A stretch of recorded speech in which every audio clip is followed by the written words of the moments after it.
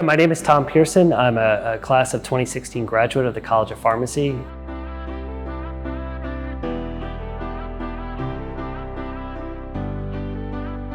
One of the key aspects of what we do as a profession is we help to take care of patients, right? We help to improve the lives of others. But philanthropy is a really important piece of us being successful because we're one piece of the care team. We have a large alumni base, a growing alumni base out there, and really making a positive impact on the profession of pharmacy. I have a tremendous opportunity to serve on the advisory board with Deborah Parker and the leadership team here. I think that has really inspired me to think through what could I do? Giving time and treasure back to the school helps to create a better experience for them and therefore a better graduate in the profession of pharmacy. We would like to see 100% participation, at least one individual from every class. Don't let it stop there. Don't let the chain stop with you.